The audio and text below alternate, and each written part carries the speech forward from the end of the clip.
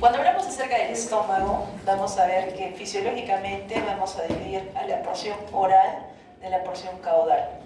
Entonces, la fisiología acá nos interesa mucho. Recuerden que la porción oral son los 2/3 del cuerpo y la porción caudal es el resto del cuerpo y el antro. ¿Y por qué lo dividimos de esa manera? Porque es la manera que nos va a permitir entender cuál es la función. Entonces, si aquí teníamos el esófago, luego teníamos el fondo, la parte del esfínter esofágico inferior, el cuerpo y el antro y el esfínter pilórico, nosotros nos vamos a dar cuenta que cada una de estas partes van a producir alguna función específica, van a tener una función específica. Por ejemplo, tenemos el sodio, el potasio, el magnesio y los hidrogeniones como los principales componentes del cubo gástrico. También tenemos aniones como el cloro, el fosfato y el sulfato. A ver, hasta aquí.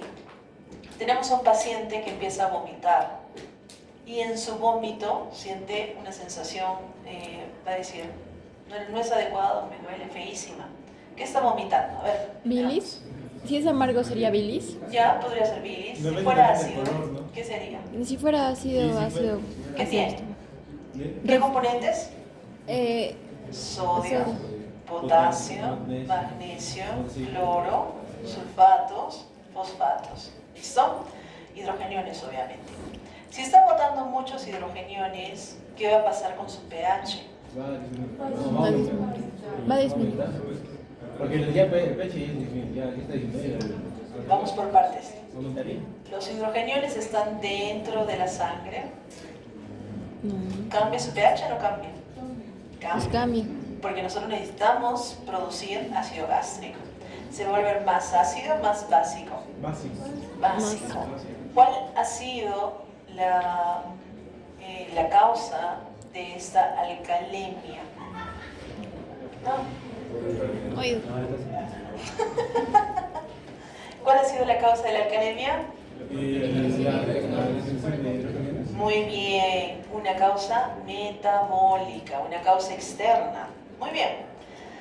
A ver, de manera motora, vemos que el estómago se encarga del almacenamiento de los alimentos. Alimentos recientes, cuando está cerca la apertura esofágica, y los alimentos antiguos en la pared gástrica externa. Vamos a ver que tenemos la distensión gástrica, que nos va a dar el reflejo vago-vagal. Ese reflejo va desde el estómago hacia el tronco del encéfalo. Y lo que reduce es el tono muscular del estómago con relajación gástrica completa, más o menos, permitiéndonos una capacidad de 1.5 litros.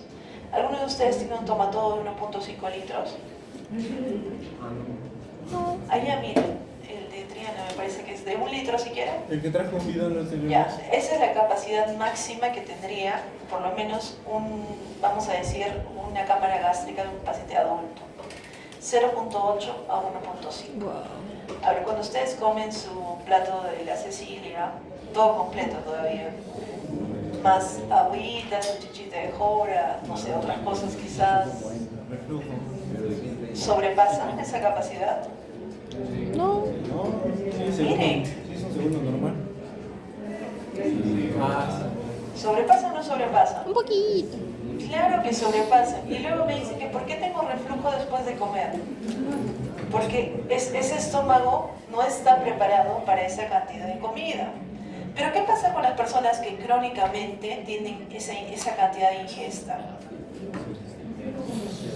Su estómago se va Se va distender. distendiendo. ¿Y qué va a suceder luego? Va a tener más hambre y va a seguir Muy bien. distendiéndose. Entonces estamos viendo de que lo que va a haber va a ser un cambio, una reestructuración de ese tejido.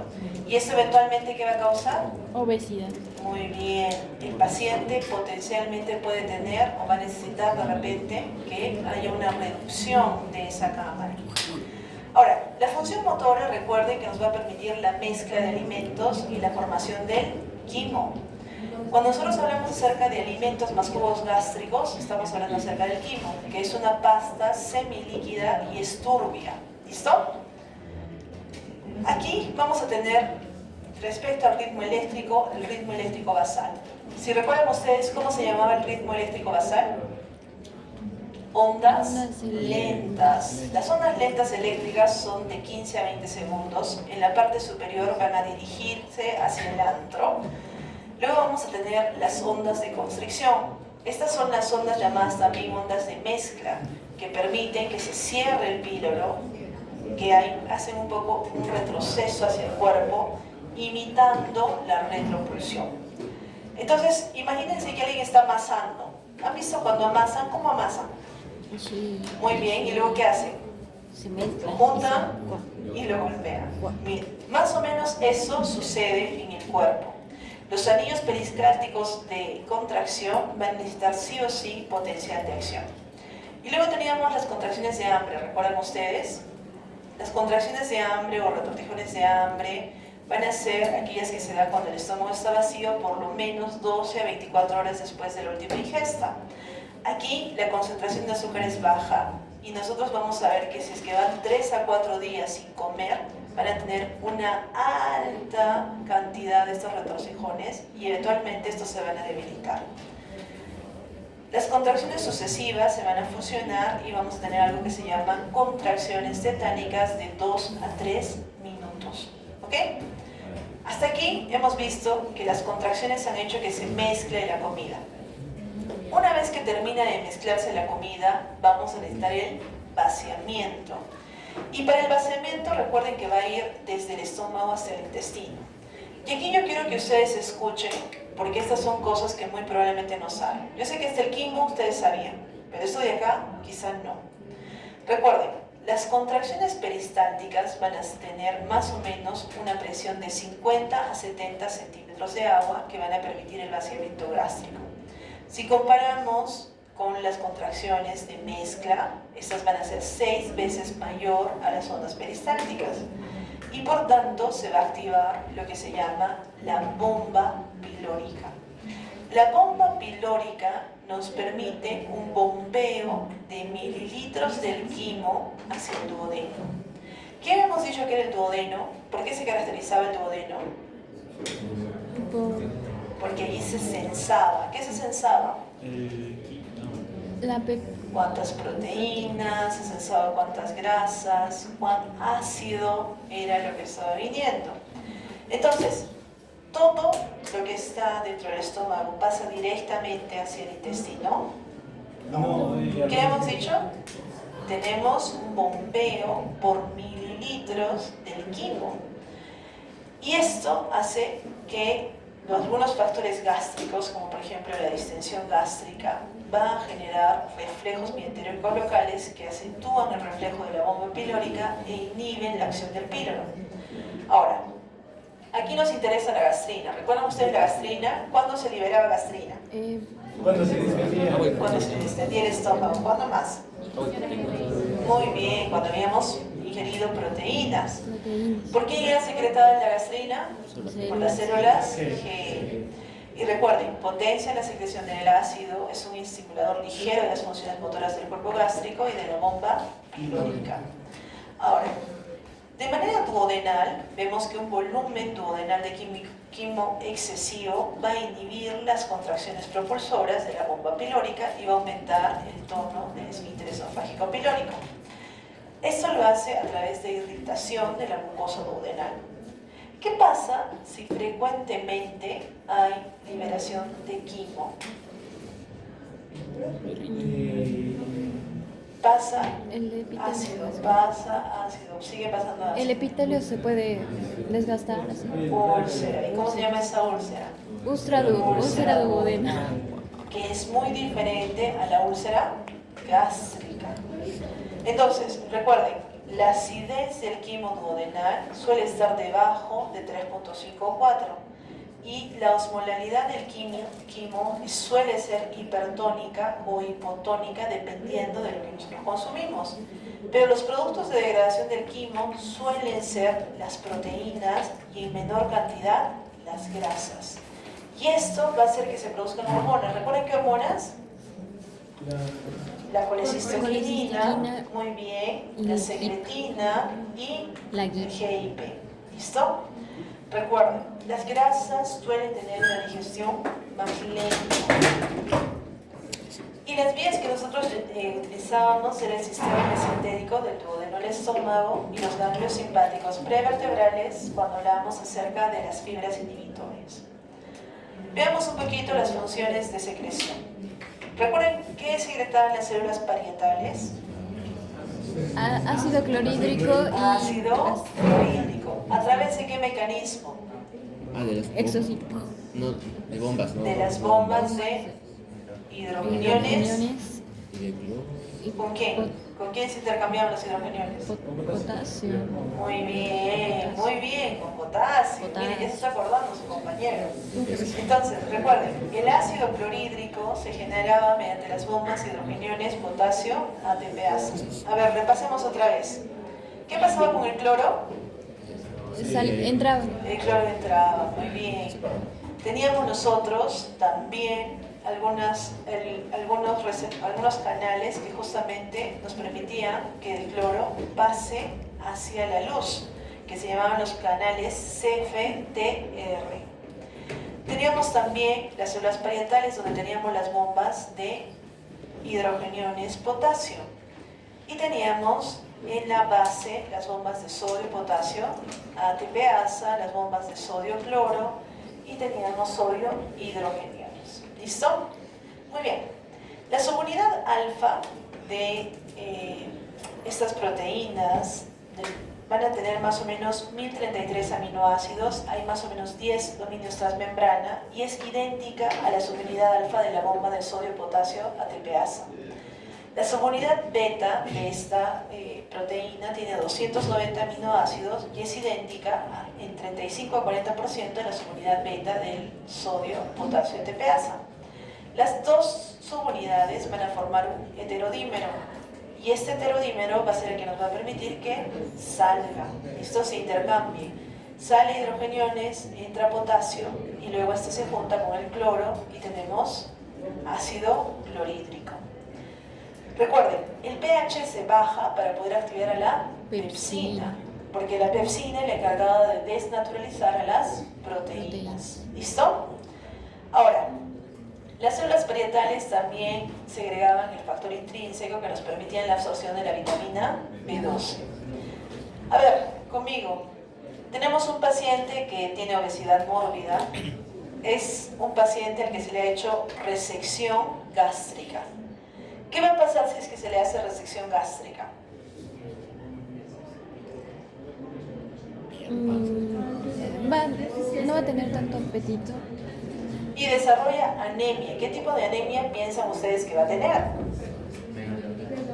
Megaloblástica. ¿Por qué hay deficiencia de qué? De B12. Si les dicen que es microcítica, ¿por qué sería microcítica? Porque esa es la Falta de hierro, doctor. Yo diría que está perdiendo, debe tener algún tipo de sangrado, de repente está teniendo una hemorragia digestiva que nosotros no nos estamos dando cuenta. ¿Listo? Pero normalmente, si es que es por una resección, va a ser deficiencia de vitamina B12.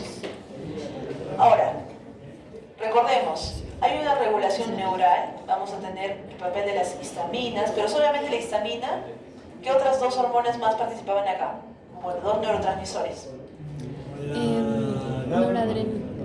No, ¿te acuerdas el ACH o acetilcolina con los receptores muscarínicos 3? ¿Y de ahí?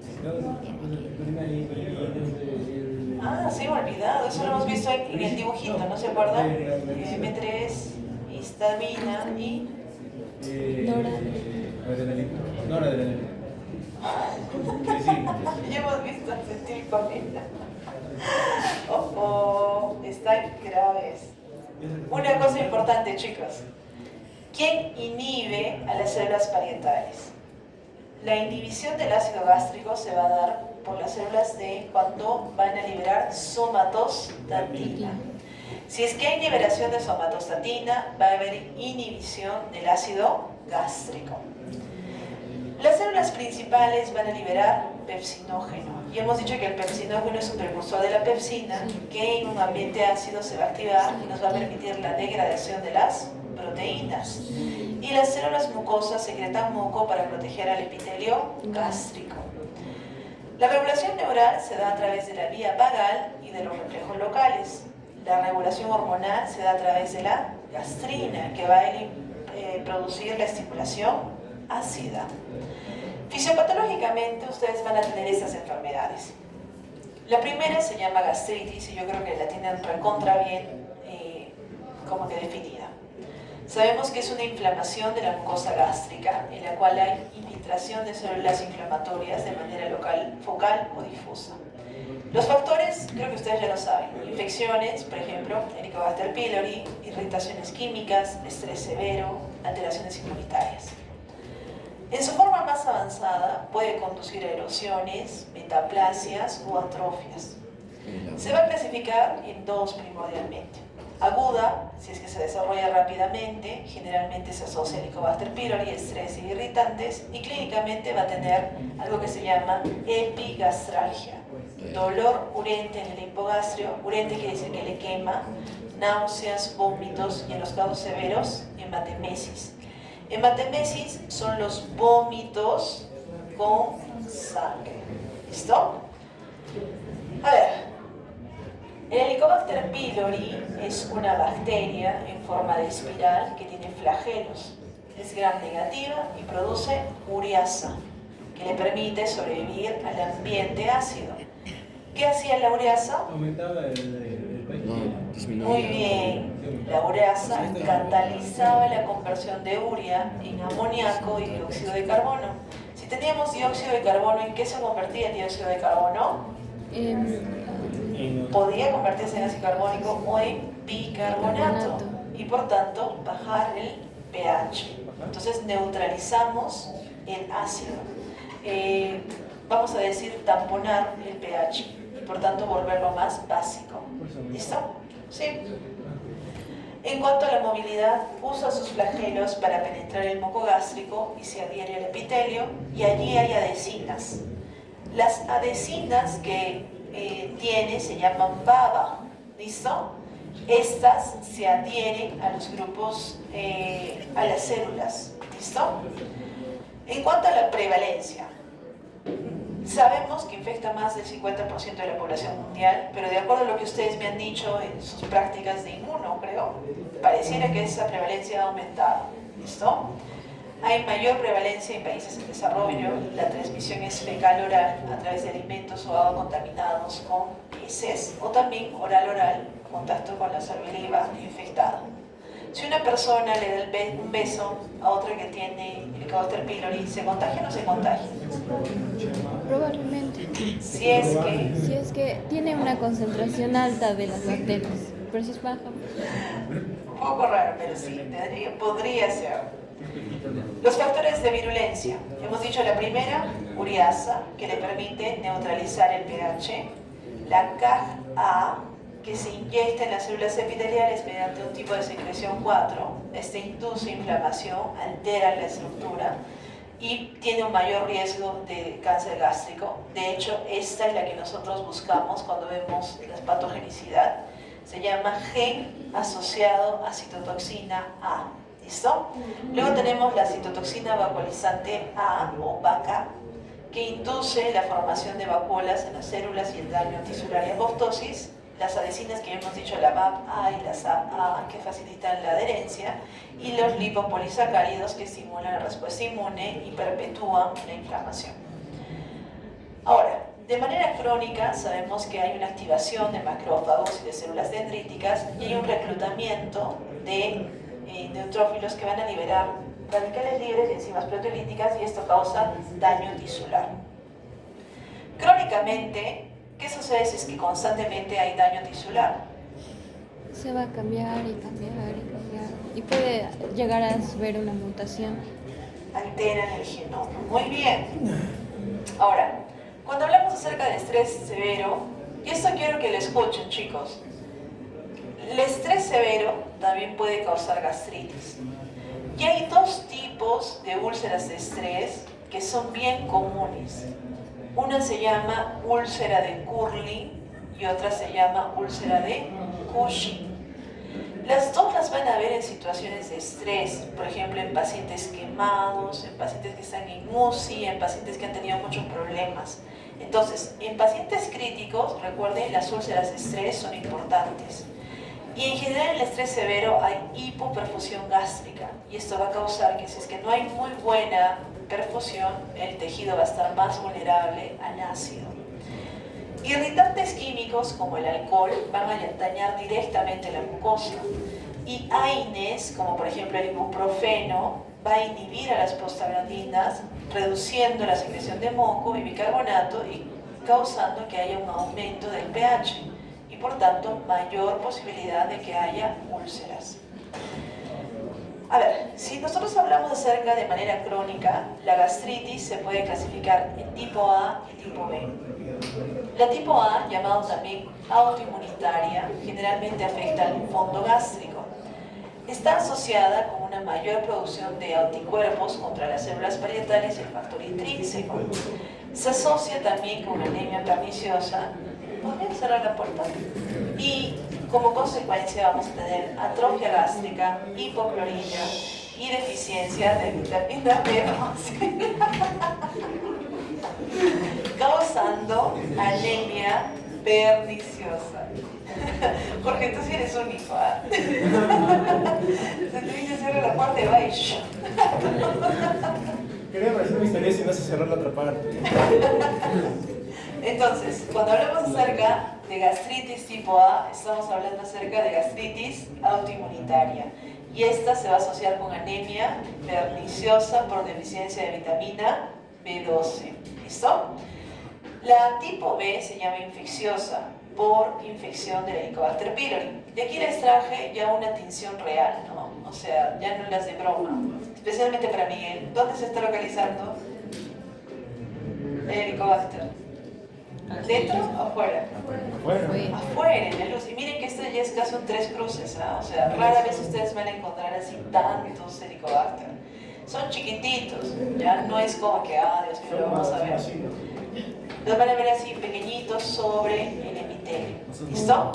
Inicialmente afectan el antro, pero luego pueden extenderse hacia el cuerpo gástrico. Recuerden, si es que el daño es progresivo, es muy crónico, puede haber metaplasia intestinal causando adenocarcinoma gástrico o inclusive gastritis atrófica. Otros tipos van a ser la gastritis por reflujo biliar. También tenemos la gastritis granulomatosa por enfermedad de Crohn o sarcoidosis y la inespecífica por irritantes químicos. ¿Cómo van a diferenciar una enfermedad de Crohn de una colitis? La enfermedad de Crohn era en todo ¿La enfermedad de Crohn es parchada o no? No, es en todo. La enfermedad de Crohn es parchada, recuerden, parchada. ¿La colitis cómo es? La colitis empieza en el recto y va avanzando progresivamente. ¿Listo? Ay, creo que no me he escuchado. No.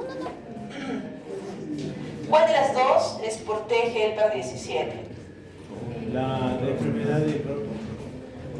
Muy bien, ¿y cuál les protege el PER2? La Colitis ulcerosa. Colitis. ¿Se acuerdan ustedes? Colitis. ¿Aquí se tenían que recordar? Muy bien, ¿con qué? Con colitis. Y el oro. Ya. ¿Cómo era la colitis? ¿Dónde empezaba? En el recto. Recto.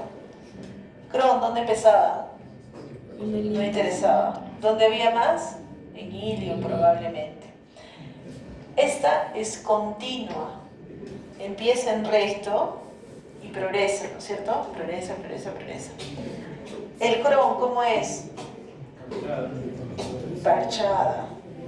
Uno sí, uno no. ¿Cuál de las dos es transmural? La Crohn. Transmural. ¿Cuál de ellas es superficial? Colitis. Colitis. ¿Cuál es TGL-PER2? Colitis. ¿Cuál es TGL-PER17? Crohn. Ya.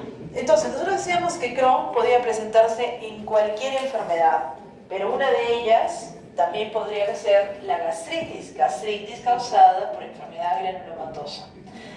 A ver, algunos mecanismos que tienen ustedes que recordar es la disrupción de la barrera mucosa.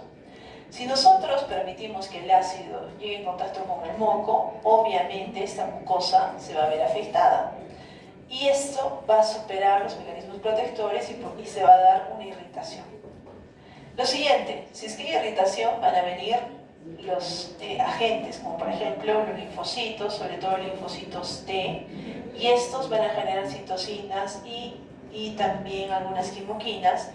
Por ejemplo, en el Helicobacter pylori, las bacterias, las toxinas bacterianas, van a producir una liberación de interleucina 1, 6 y factor de necrosis tumoral alfa. También tenemos alteraciones inmunitarias. Cuando los anticuerpos destruyen la mucosa, va a haber una reducción de la producción de ácido y del factor intrínseco. El diagnóstico, recuerden que es clínico. La endoscopía nos ayuda para ver el eritema y aquí podemos sacar biopsias. Y tenemos para el Helicobacter pylori, creo que ustedes ya lo han hecho, ¿no? La prueba de vibración rápida, test de aliento con unidad marcada o detección de antígenos en heces. Tenemos marcadores autoinmunes como el anticuerpo antifactor intrínseco y anticélulas parietales, y de laboratorio tenemos anemia macrocítica en gastritis inmunitarias e hipoalbuminemia en casos crónicos. ¿Cómo se complica úlcera péptica? Sobre todo si es que tienen Helicobacter pylori ovaires, hemorragias, cuando hay ruptura de los vasos, metaplasia intestinal y adenocarcinoma. Esta se puede transformar en gastritis crónica. Y deficiencia de vitamina B12, aquí vamos a tener anemia perniciosa, finalmente linfoma. ¿Listo? Puede dar linfoma tipo alto. Chicos, vamos a parar acá, pero les doy una propuesta. Intestino delgado y lo que sigue, no creo que nos tome más de 1 hora y media, si es que lo hacemos virtual.